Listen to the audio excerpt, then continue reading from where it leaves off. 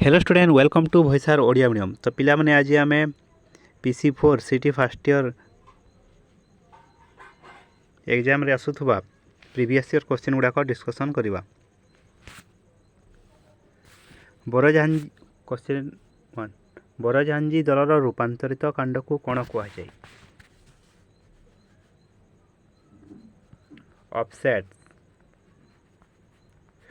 बरजाहांजी दलर रूपांतरित कांड को ऑफसेट्स कहुए। नेक्स्ट क्वेश्चन 2 क्यों वैज्ञानिक रक्त संचालन आविष्कार करथिले?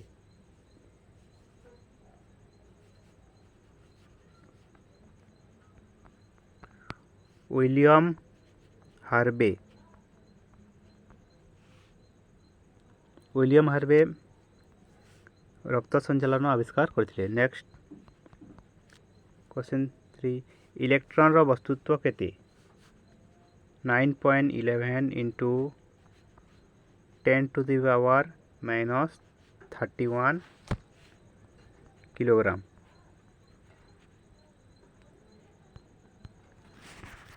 इलेक्ट्रॉन रो वस्तुत्व केते?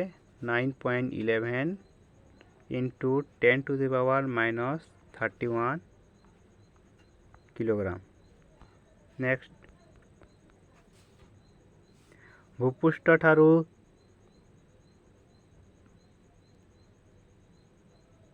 36,000 किमी उच्च पार्थिव कक्षरे प्रदक्षिण करुवा उपग्रह गुड़ी को कौन कहुए?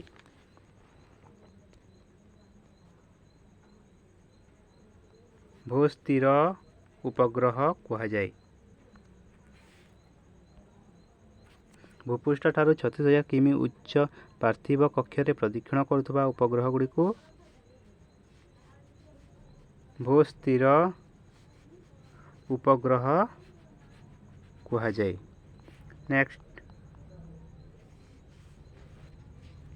दुईटी दर्पण मध्य कोणर परिमाण 60 डिग्री हेले गठित सर्वाधिक प्रतिबिंब संख्या केते हेबो?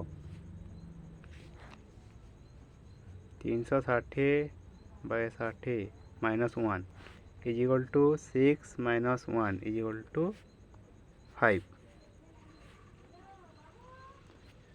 दुईटी दर्पण मध्य कोणर परिमाण 60 डिग्री हेले गठित सर्वाधिक प्रतिबिंब संख्या 5 हेबो। नेक्स्ट क्यों उद्भिद कषा द्वारा संचालन करी?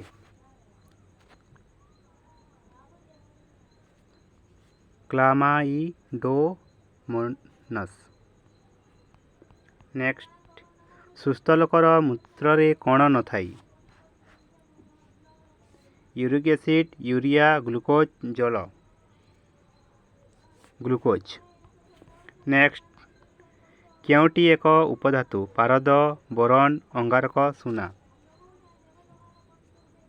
Boron. Next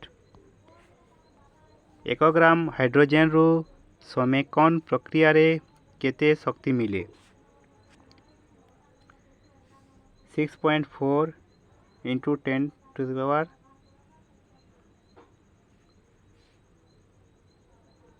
6.4 into 10 to the power 11 joule शक्ति मिले। Next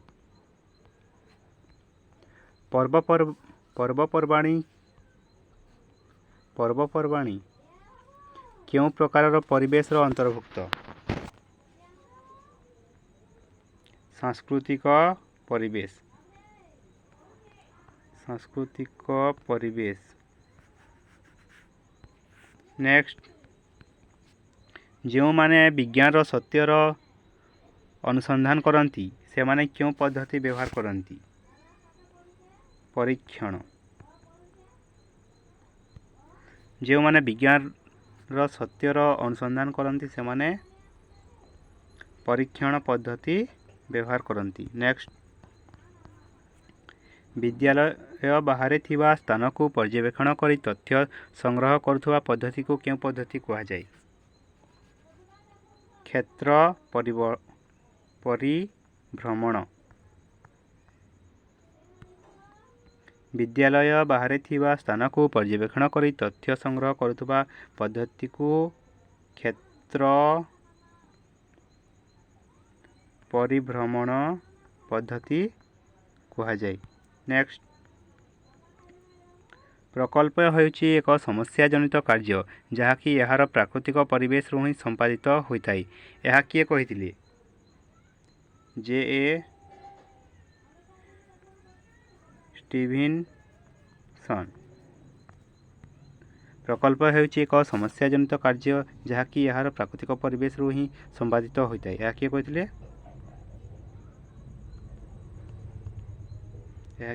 J.A. ଷ୍ଟିଭେନସନ୍।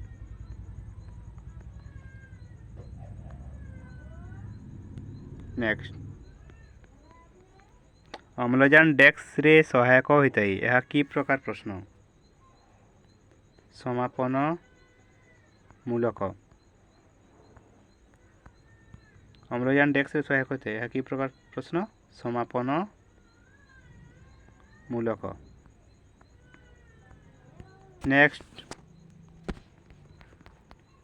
କେଉଁଟି ମାନସିକ କାର୍ଯ୍ୟ ନୁହେଁ? ଖେଳକୁଦ, ଗପ ଲେଖିବା, ଗୀତରେ ସ୍ୱର ଦେବା, ପ୍ରଶ୍ନ ତିଆରି କରିବା। ଖେଳକୁଦ। ନେକ୍ସଟ, ସମସ୍ୟା ସମାଧାନ ପଦ୍ଧତିରେ ଶିକ୍ଷାଦାନ କଲାବେଳେ କିଏ ସମସ୍ୟା ଉପସ୍ଥାପନ କରନ୍ତି? ଶିକ୍ଷାର୍ଥୀ, ଶିକ୍ଷକ, ଉଭୟ? ଶିକ୍ଷକ, ଶିକ୍ଷାର୍ଥୀ, ପାଠ୍ୟପୁସ୍ତକ ଲେଖକ? ଶିକ୍ଷକ। ନେକ୍ସଟ, କେଉଁଟି ପରିବେଶ ସମସ୍ୟାର କାରକ ନୁହେଁ? ଦ୍ରୁତ ଜନସଂଖ୍ୟା ବୃଦ୍ଧି, ଜଙ୍ଗଲ ନିଆଁ, ପ୍ରାକୃତିକ ସମ୍ପଦର ସଦୁପଯୋଗ, ଗାଡ଼ି ମଟର ବହୁଳ ବ୍ୟବହାର। ପ୍ରାକୃତିକ ସମ୍ପଦର ସଦୁପଯୋଗ। ନେକ୍ସଟ, କେଉଁ ପାଠ ଯୋଜନାରେ ଗୋଟିଏ ଗୋଟିଏ ପିରିୟଡ଼ ପାଇଁ ପାଠ ଯୋଜନା କରାଯାଇଥାଏ? ବାର୍ଷିକ ପାଠ ଯୋଜନା, ଏକକ ପାଠ ଯୋଜନା, ଦୈନିକ ପାଠ ଯୋଜନା, ଉପରୋକ୍ତ ସମସ୍ତ।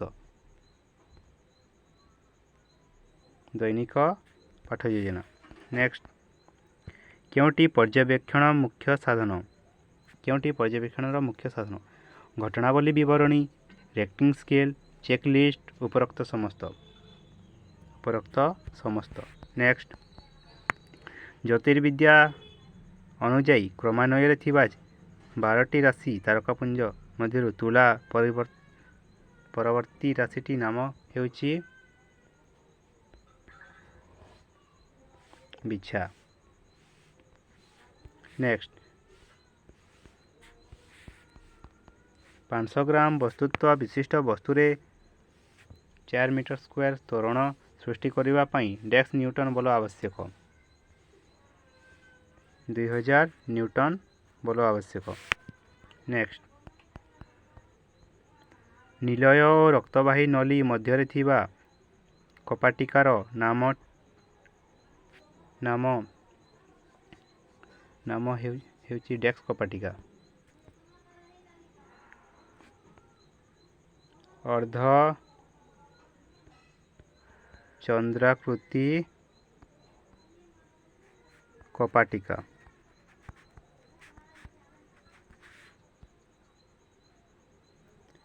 ନେକ୍ସଟ, ଆଲୁମିନିୟମ ସଲଫେଟର ଗୋଟିଏ ଅଣୁରେ ଥିବା ମୋଟ ପରମାଣୁ ସଂଖ୍ୟା ଏବଂ କ୍ୟାଲସିୟମ ଫସଫେଟରେ ଗୋଟିଏ ଅଣୁରେ ଥିବା ମୋଟ ପରମାଣୁ ସଂଖ୍ୟାର ଅନ୍ତରଫଳ ହେଉଛି 4। ନେକ୍ସଟ, ବୃକକୀୟ ଧମନୀର ସ୍ପଷ୍ଟ ଅସଂଖ୍ୟ କୈଶିକ ରକ୍ତ ନାଳୀଗୁଚ୍ଛକୁ ଡେକ୍ସ କୁହାଯାଏ।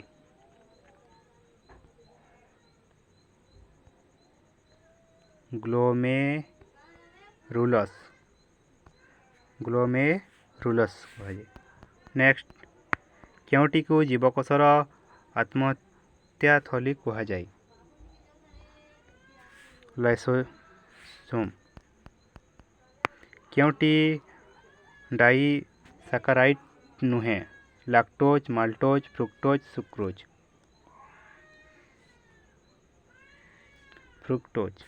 ନେକ୍ସଟ, ମେରୁହାଡ଼ ଓ ଖପୁରିକୁ ସଂଯୋଗ କରୁଥିବା ଖଞ୍ଜାର ନାମ କ'ଣ? ସରଳ ଖଞ୍ଜା, କବ୍ଜା ଖଞ୍ଜା, ସନ୍ଧିକଳା ଖଞ୍ଜା, ନିକିତି ଖଞ୍ଜା। ନିକିତି ଖଞ୍ଜା। ନେକ୍ସଟ, କେଉଁ କେଉଁ ତାରିଖ ଦ୍ୱୟକୁ ଯଥାକ୍ରମେ ବସନ୍ତ ସମ ଦିବସ ଏବଂ ଶରତ ସମ ଦିବସ କୁହାଯାଏ?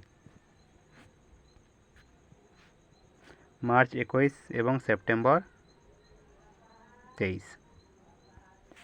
ନେକ୍ସଟ, କେଉଁଟି ଠିକ୍ ଅନୁକ୍ରମ ଅଟେ?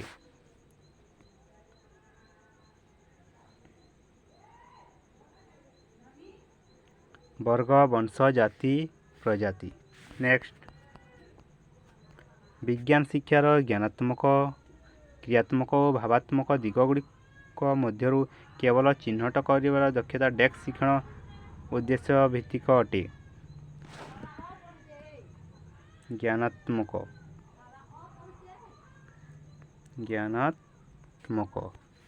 ନେକ୍ସଟ, ଯେଉଁ ଶିକ୍ଷଣ କାର୍ଯ୍ୟ କରିବାରେ ଶିକ୍ଷାର୍ଥୀ ମାନସିକ ସନ୍ତୋଷ ଲାଭ କରେ ସେହି କାର୍ଯ୍ୟ ତା ପାଇଁ ଡେସ୍କ ହୋଇଥାଏ। ଆନନ୍ଦଦାୟକ।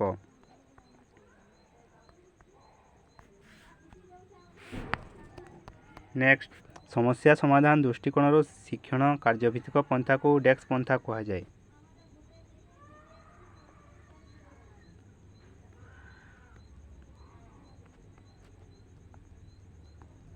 ଆବିଷ୍କାରକ ପନ୍ଥା କୁହାଯାଏ। ନେକ୍ସଟ, ବିଦ୍ୟାଳୟ ସ୍ତରୀୟ ବିଜ୍ଞାନ ଶିକ୍ଷା କାର୍ଯ୍ୟକ୍ରମରେ ଅନୁମାନ କରିବା କାର୍ଯ୍ୟବିଧିକୁ ସାଧାରଣତଃ ଡେସ୍କ କୁହାଯାଏ। ଜୀବନ କୌଶଳ।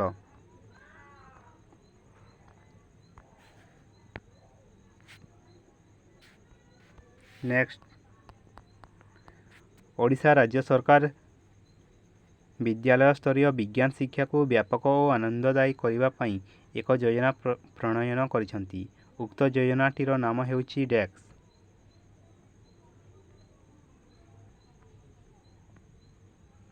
Population and improvement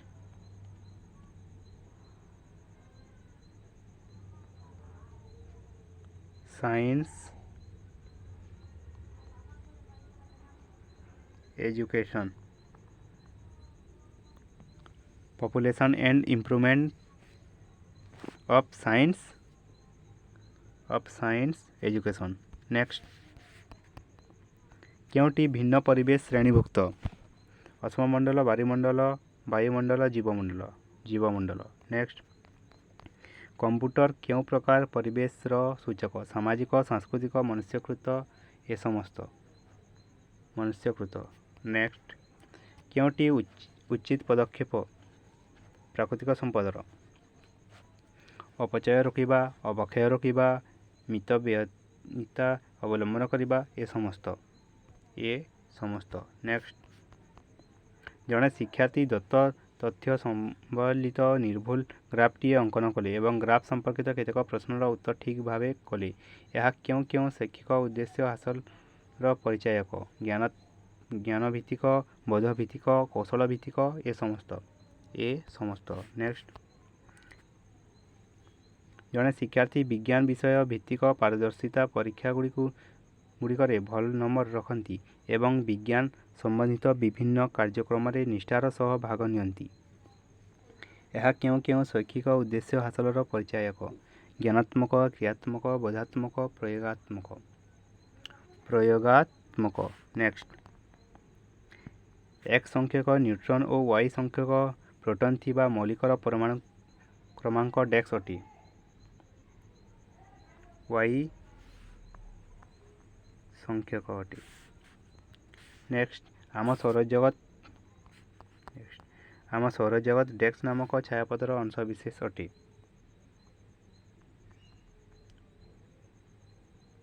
Milky we ବା ଆକାଶ ଗଙ୍ଗା। ନେକ୍ସଟ, ଏକ ଆଲୋକବର୍ଷ ହେଉଛି ଡେସ୍କ କିଲୋମିଟର। 9.46 × 10⁻12 କିଲୋମିଟର। ନେକ୍ସଟ, 1 କିଲୋଗ୍ରାମ ବସ୍ତୁରେ ଡେସ୍କ ତ୍ୱରଣ ସୃଷ୍ଟି କଲେ ବଲର ପରିମାଣ 1 ନ୍ୟୁଟନ ହେବ। 1 ମିଟର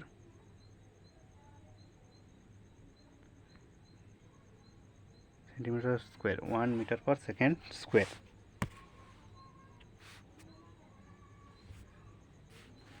ନେକ୍ସଟ, ମନୁଷ୍ୟର ପାଟି ଖୋଲିବା ଏବଂ ବନ୍ଦ କରିବାରେ କେଉଁ କେଉଁ ମାଂସପେଶୀ ଭାଗ ନେଇଥାନ୍ତି? Depression and elevator. Next, vitamin B7 ରାସାୟନିକ ନାମ କ'ଣ? ବାୟୋଟିନ୍। ନେକ୍ସଟ, ବାୟୁମଣ୍ଡଳୀୟ ଚାପରେ ଯେଉଁ ତାପମାତ୍ରାରେ ଏକ କଠିନ ପଦାର୍ଥ ତରଳରେ ପରିଣତ ହୁଏ ସେହି ତାପମାତ୍ରାକୁ କ'ଣ କୁହାଯାଏ? ତରଳାଙ୍କ, ଗଳନାଙ୍କ, ହିମାଙ୍କ, ସ୍ଫୁଟନାଙ୍କ। ଗଳନାଙ୍କ। ନେକ୍ସଟ, ପୃଥିବୀର ଉଭୟ ଗୋଲାର୍ଦ୍ଧରେ 25° ରୁ 35° ଅକ୍ଷାଂଶ ମଧ୍ୟସ୍ଥ ଅଞ୍ଚଳର ନାମ କ'ଣ ଅଟେ? ମଧ୍ୟ ଅକ୍ଷାଂଶ ଅଞ୍ଚଳ, ଉପକ୍ରାନ୍ତୀୟ ଅଞ୍ଚଳ, କ୍ରାନ୍ତୀୟ ଅଞ୍ଚଳ। ଏଗୁଡ଼ିକ ମଧ୍ୟରୁ କୌଣସିଟି ନୁହେଁ। ଉପକ୍ରାନ୍ତୀୟ ଅଞ୍ଚଳ। ନେକ୍ସଟ, ଏମୋନିୟମ କାର୍ବୋନେଟ୍ର ଏକ ଅଣୁରେ ମୋଟ କେତୋଟି ପରମାଣୁ ଥାଏ? 9, 10, 13, 14। ଏମୋନିୟମ କାର୍ବୋନେଟ୍ର ଏକ ଅଣୁରେ ମୋଟ 14ଟି ପରମାଣୁ ଥାଏ।